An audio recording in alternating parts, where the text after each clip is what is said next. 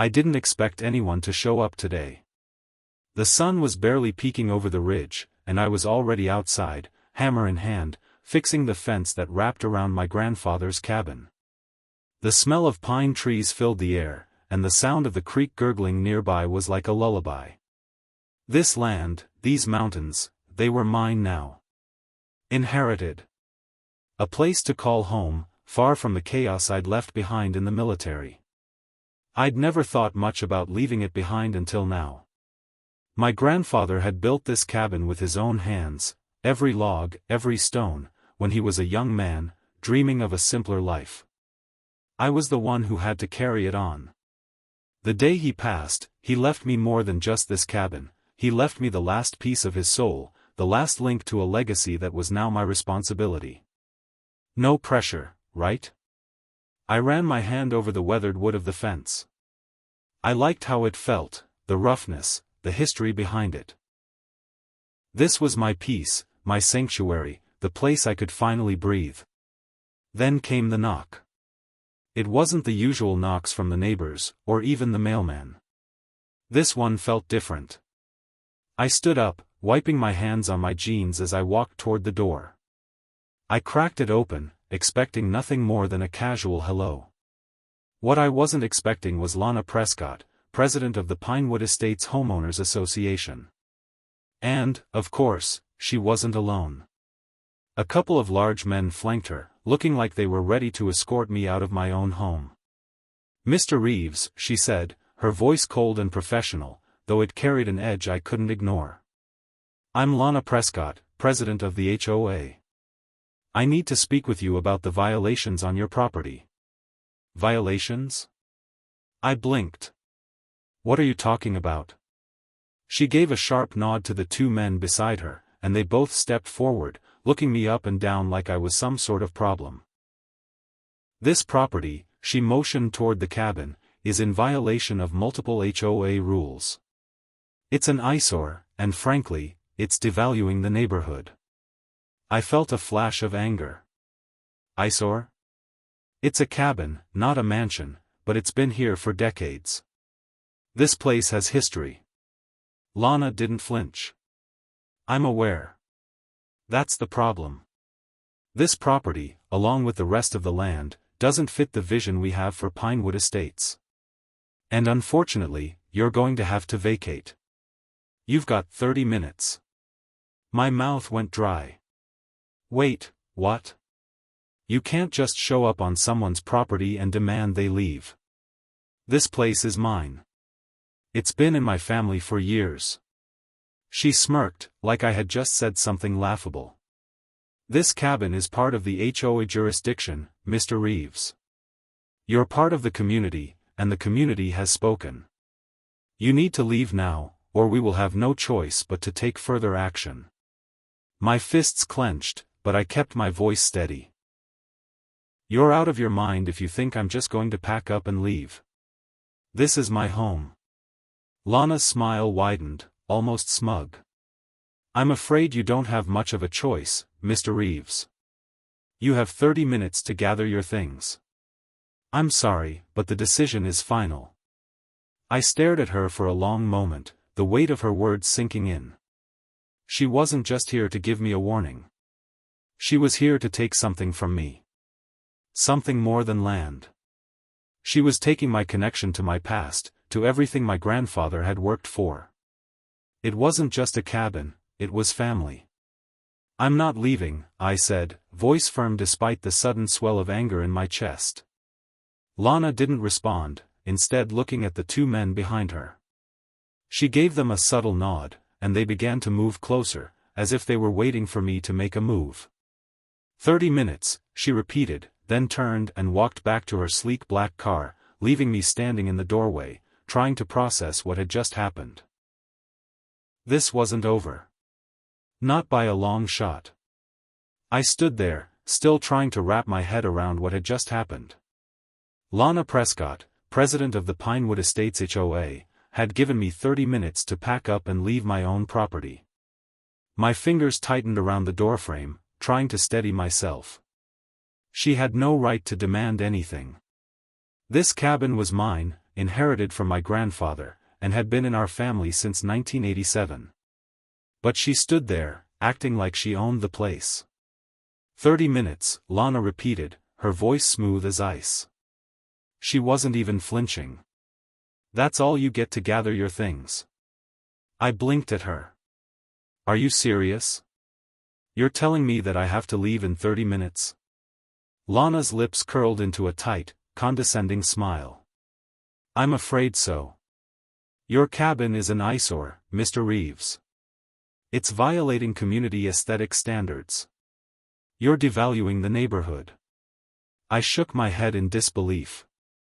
This cabin, this land, it's been in my family for decades. You don't have any authority over it. I'm not part of your HOA. This is private property. Lana didn't even look fazed. Oh, I'm well aware it's been here for a long time, but that doesn't change the fact that it's reducing property values for the rest of us. It's part of the HOA's jurisdiction, whether you like it or not. And we have the right to enforce community standards. I took a step forward, trying to remain calm, but the anger was starting to burn in my chest. You think my cabin is an eyesore? I gestured around at the trees, the mountains, the creek that ran through the property. This place has character. It's part of the land, part of the history of this mountain. You can't just come in here and tell me to leave. Lana raised an eyebrow, unfazed. Actually, Mr. Reeves, we can. 47 of your neighbors agree with me. They've signed petitions. They're ready to escalate this if you don't vacate immediately. They want you gone. Now. I felt the ground shift beneath my feet. 47 neighbors? I couldn't even believe it. These people had been friendly to me, or at least civil. But now, it felt like they were all in on it, backing this woman who didn't even seem to care about the land or the people. She was just after control. 47 people? You've got them all against me? I asked, disbelief creeping into my voice. Lana's eyes gleamed, like she was savoring the moment. They want what's best for this neighborhood. It's not personal. It's about preserving the value of Pinewood Estates. I crossed my arms. You're threatening me over a cabin that's been here for decades? You're standing in the way of progress, Mr. Reeves, she said, her tone sharpening. If you don't leave willingly, we'll be forced to take further action. This isn't just about a cabin. It's about the entire community. I stepped back, letting out a breath. This wasn't just a disagreement anymore. This was a fight. I'd been prepared for a challenge, but this? It was bigger than I thought. I'm not leaving, I said, my voice firm. Lana looked at me with a mix of pity and disdain. You'll change your mind, Mr. Reeves. Believe me. I watched her turn, her heels clicking sharply against the gravel as she walked back to the group of men she'd brought with her. I stood frozen, heart pounding in my chest. I hadn't just inherited a cabin, I'd inherited a battle. The door slammed shut behind me, and I leaned against it, trying to steady my breathing. I wasn't backing down. But the truth hit me hard, I was up against something much bigger than I'd anticipated. The next morning, I barely had time to finish my coffee before the first knock came.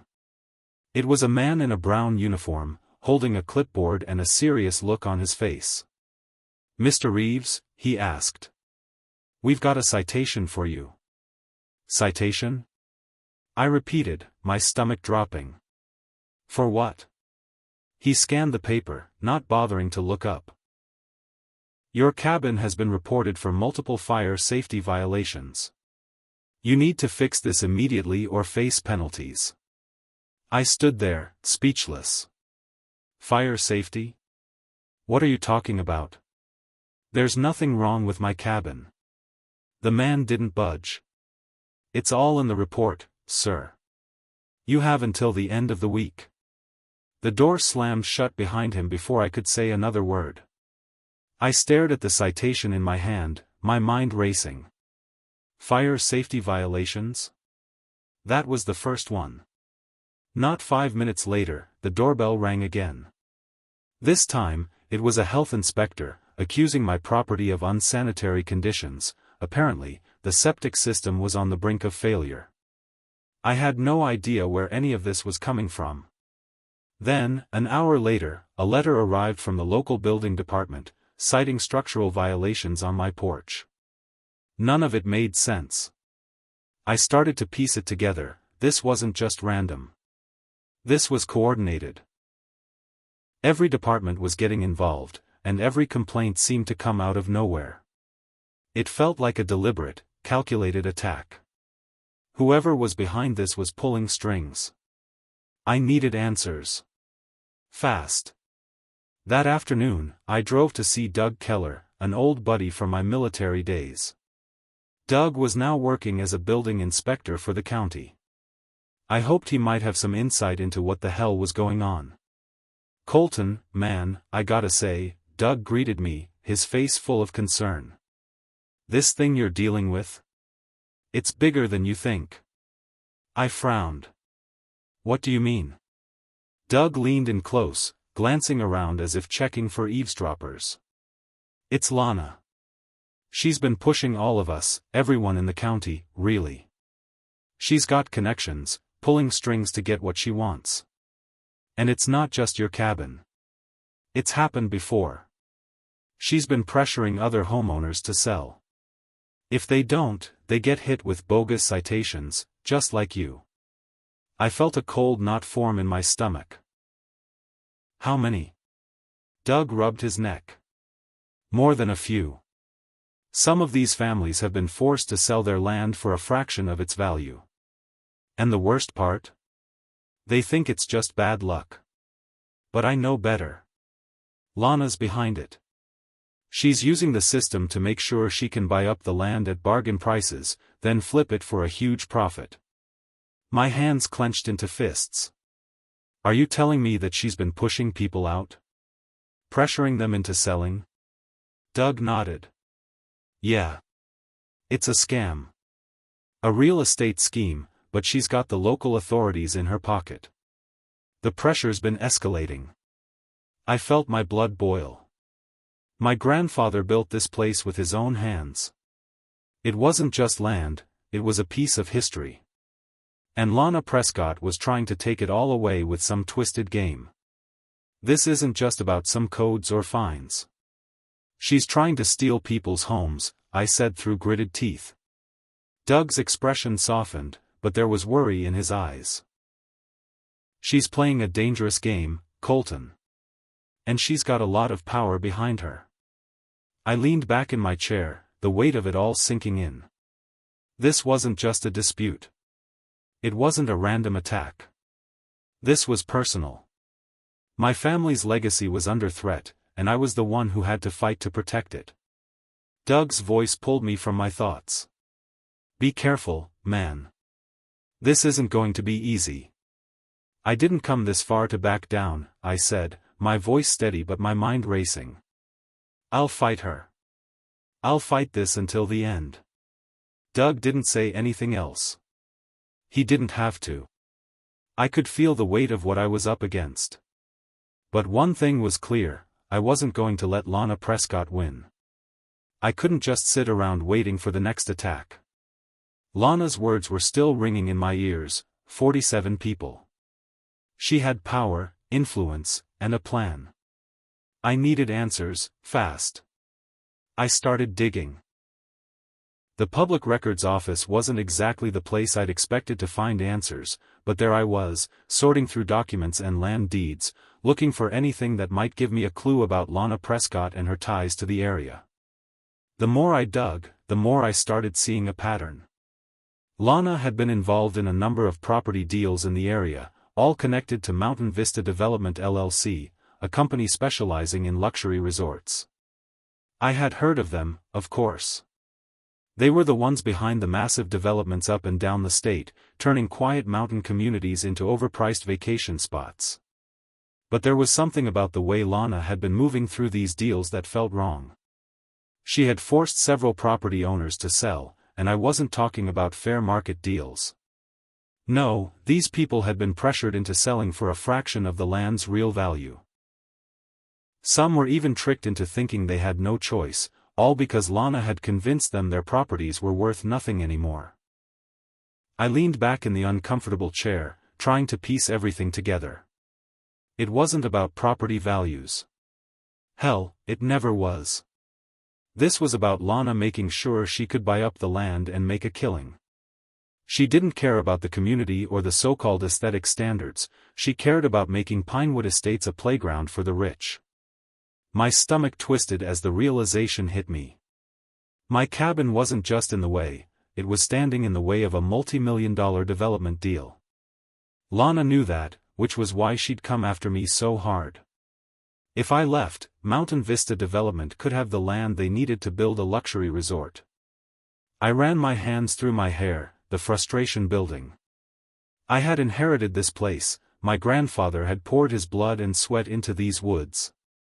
And now, this woman, this ruthless schemer, was trying to take it from me, all for the sake of profit. The more I looked, the more it became clear. This was bigger than I thought. I started gathering more documents, more names, more connections. The deeper I went, the more I saw the extent of Lana's influence. Neighbors who had sold to her company, some were still living in the area, others had been bought out and moved. They all had the same story: pressure, harassment, and manipulation until they had no choice but to sell. But I wasn't going to be one of them. I stood up, the weight of the situation settling over me. I wasn't just fighting for my cabin anymore. I was fighting for every person in this community who had been pushed around by people like Lana Prescott. I had a plan now, and I wasn't going down without a fight. The knock on my door caught me off guard. I wasn't expecting anyone, but when I opened it, I found an older woman standing on the porch. Her face was familiar, though I couldn't place her immediately. She looked nervous, almost like she was afraid of what might happen next. "Can I help you?" I asked, stepping outside. She hesitated before speaking. "You're Colton Reeves, right?" "That's me," I said, though I didn't know why she was asking.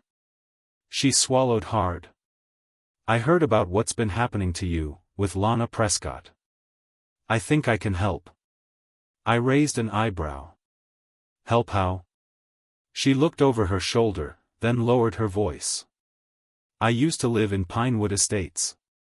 A few years ago, Lana did the same thing to me and my husband. We lost our home." I stepped back, my heart pounding. "What happened?" "We had a beautiful piece of land, just like yours." Lana started coming around, pointing out all these supposed violations. Health violations, fire hazards, structural issues. It all piled up. She even got the fire marshal to come out and say we were a danger to the neighborhood. All lies. I stared at her, shocked. "So they forced you to sell?" "Worse," she said, shaking her head. "They didn't just pressure us, they made it impossible for us to stay. The county officials sided with them." Lana was relentless. Eventually, she filed a lawsuit, claiming we were violating zoning laws. We couldn't afford the legal fees to fight it. And she had the courts in her pocket. Her voice trembled as she spoke, but her eyes were filled with bitterness. In the end, we had no choice but to sell for a fraction of what our property was worth. We had to leave. I felt a cold chill run through me. This was exactly what Lana was trying to do to me. I leaned forward.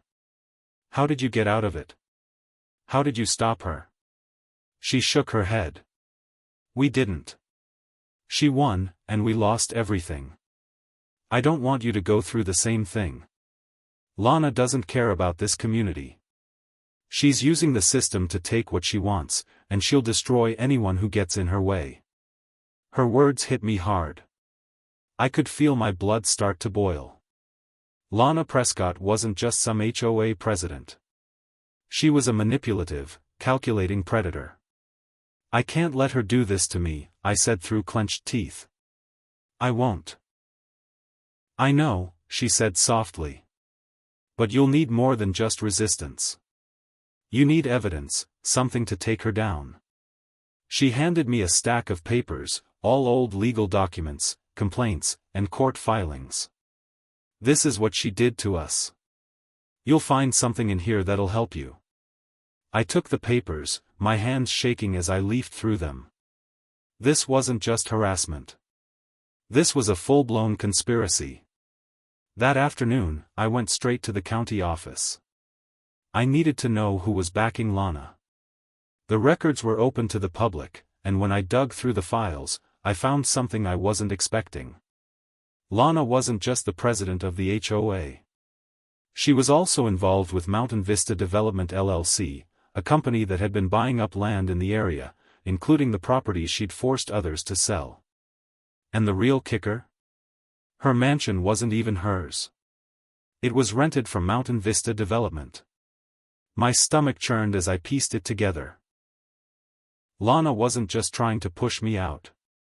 She was part of a larger scheme to turn this place into a luxury resort, and my cabin stood in the way.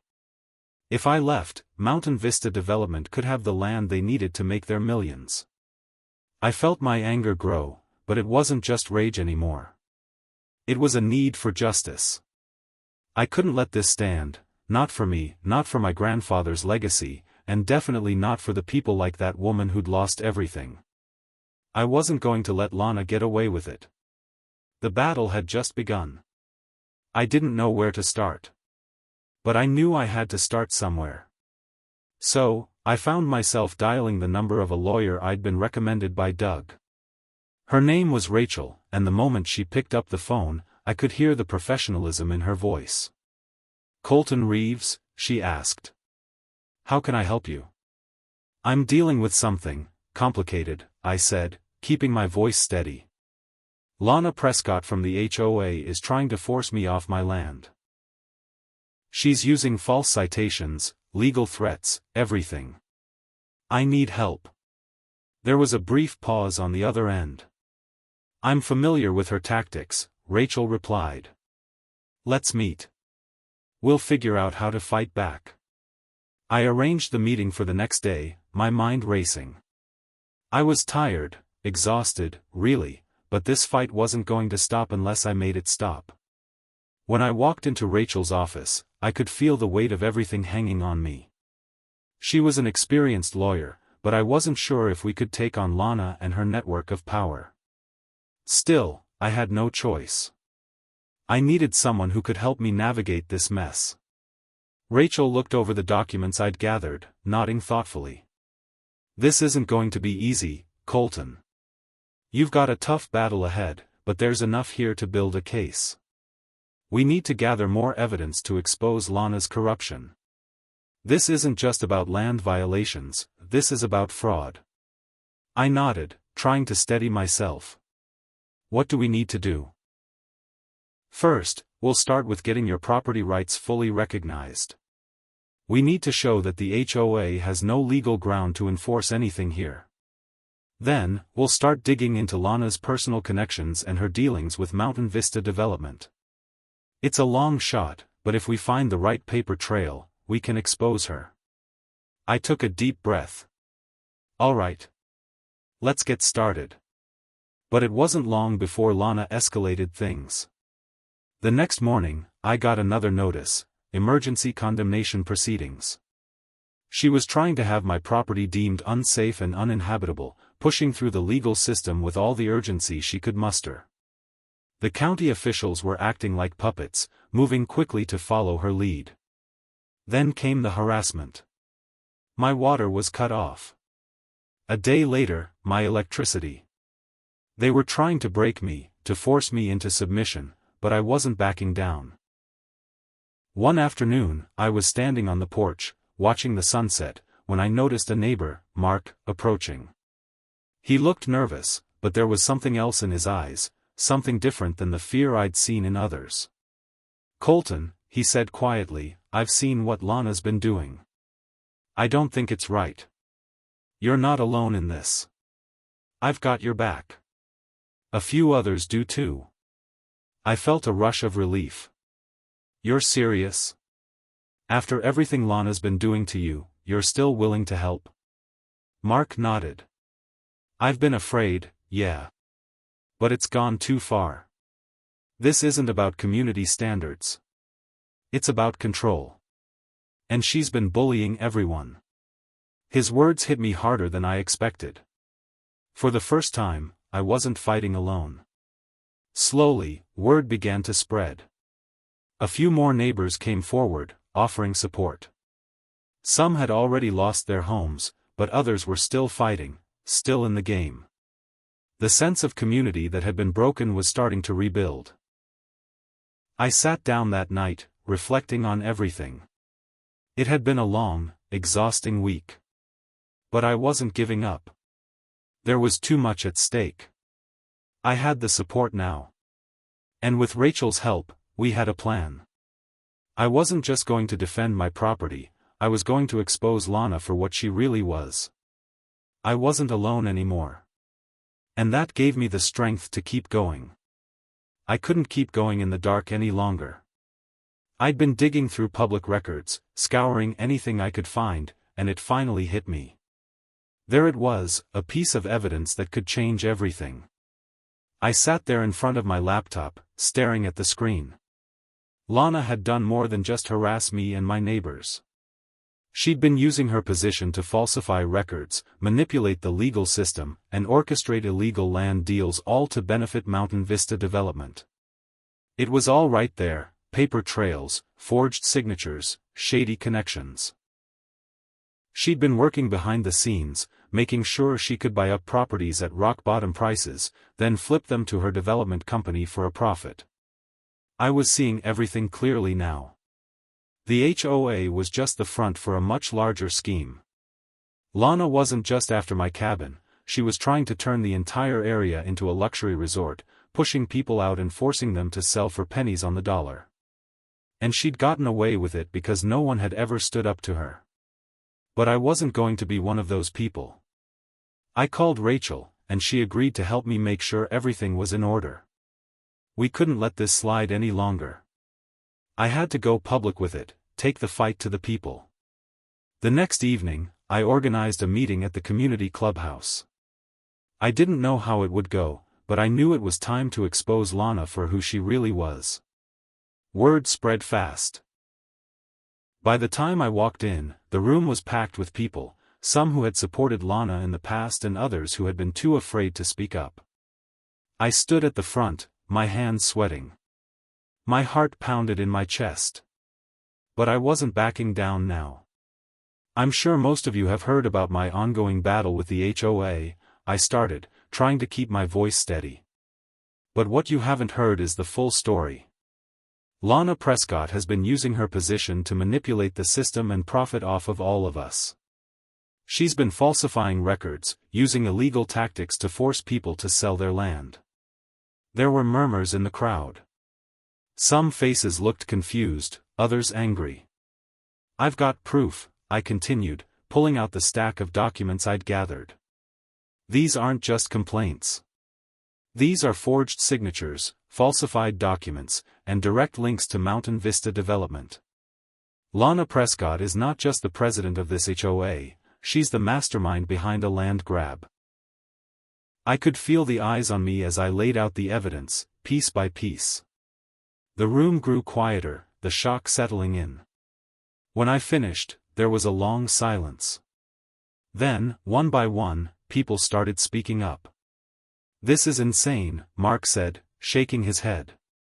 "We had no idea. I thought it was just my property," another neighbor, Beth, added. "But this is bigger than that." I looked around the room, seeing the faces of the people who had been too scared to stand up before. They weren't scared anymore. They were angry, and they were with me now. As the room filled with voices, I realized something. I wasn't just some guy fighting for his cabin anymore. I was part of something bigger. I wasn't a victim. I was a force for change. My hands shook, but the power of what was happening settled deep in my chest. Lana Prescott had underestimated me. And now, I was going to make sure she paid for it. I walked into the courthouse with a knot in my stomach, but this time, it wasn't fear. It was determination. I had the evidence. I had the support. It was time to make Lana Prescott face the consequences. Rachel stood beside me as we waited for the case to be called. "You ready for this?" she asked, her voice calm but firm. "I've been ready for months," I said, my throat tight.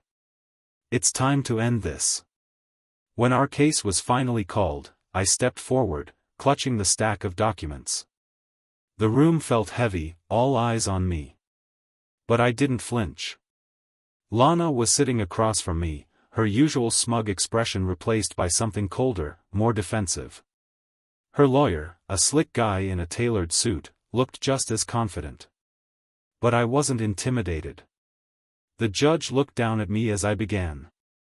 "Your Honor, I'm here to expose a pattern of fraud and manipulation. Lana Prescott and her associates at Mountain Vista Development have been falsifying property records, pressuring homeowners to sell under false pretenses, and using the legal system to benefit their own development project. I have the proof."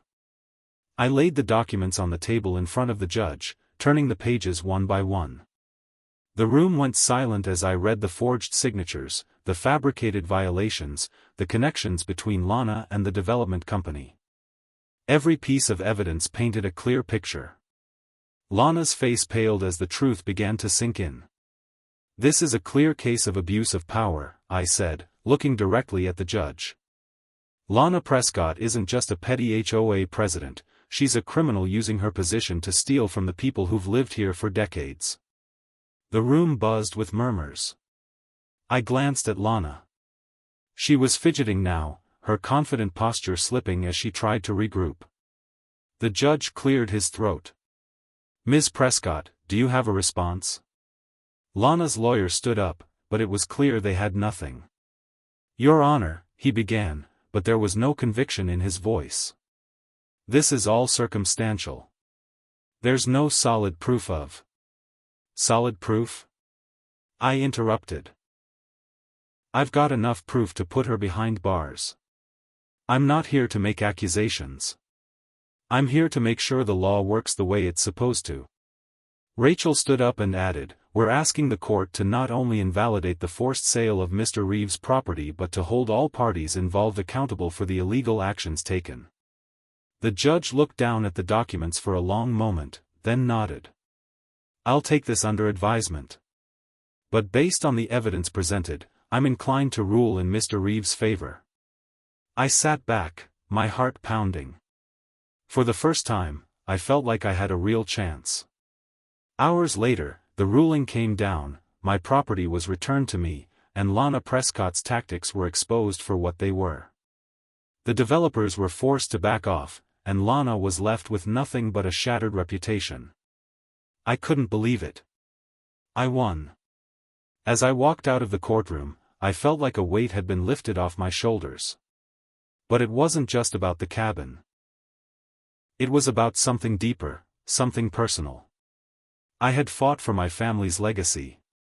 I had stood up for what was right, and in the end, I'd won. I looked at Rachel, a smile creeping onto my face. "We did it." "Yeah," she said, her eyes gleaming. "You did it." I took a deep breath and looked around the courthouse. This wasn't just a win for me. It was a win for every person who'd been pushed around by people like Lana. I wasn't just reclaiming land, I was protecting something much bigger, the community. The fight wasn't over, but this was the first real victory. And I was going to make sure it counted. The victory felt surreal at first. When the judge ruled in my favor and the gavel came down, I wasn't sure what to feel. Relief? Anger? Maybe a bit of both. But as I stood there, watching Lana Prescott slink out of the courtroom, all I could think about was how much had changed in such a short amount of time. Rachel clapped me on the back. "You did it, Colton. You really did it." I didn't respond right away. My mind was still reeling. I had gone from being the guy who had his back against the wall to the one standing victorious. But it wasn't just about me. It was about my grandfather's legacy, about standing up for what was right. I had taken on the system, and for the first time, it felt like the system had worked in my favor. Over the next few days, things started to fall into place. Lana was out of the picture, and the HOA was officially dissolved. The community that had been so divided now had the chance to rebuild. I wasn't just taking back my property, I was helping to restore the balance. The new system was fairer, based on cooperation instead of fear. No one was going to be bullied anymore. I walked over to the cabin one morning, the weight of it all finally starting to settle on my shoulders. The land was mine again. But it was more than that. It was a symbol of resistance. A reminder that one person could make a difference if they were willing to fight. The neighbors who had once kept their distance now came by to thank me, offering support in ways I hadn't expected. Mark, Beth, even Doug, all of them had stood by me, but they hadn't just stood there. They had been a part of this transformation, too. We had all fought together, even if some of them hadn't realized it until the end. I sat on the porch, staring out at the land my grandfather had worked so hard to preserve. I could almost hear his voice, telling me how to weather the storms of life. He had always said that this cabin wasn't just wood and nails, it was part of something bigger. It was family, history, and perseverance all rolled into one. As the sun dipped below the mountains, I felt a sense of peace wash over me. The fight had been hard, but it had been worth it. I had stood up for my home, for my family's legacy, and for a community that had been torn apart by greed and manipulation. I looked around, taking it all in. The cabin was mine again. But more importantly, the community was mine again, and it was stronger than it had ever been. For the first time in a long time, I felt like I was where I belonged. I smiled, thinking about what my grandfather would have said. Sometimes, you don't just inherit land, Colton. You inherit the fight to protect it. I could finally say, with certainty, that I had won that fight. I sat on the porch of my cabin, the familiar scent of pine filling the air as the sun began to set behind the mountains.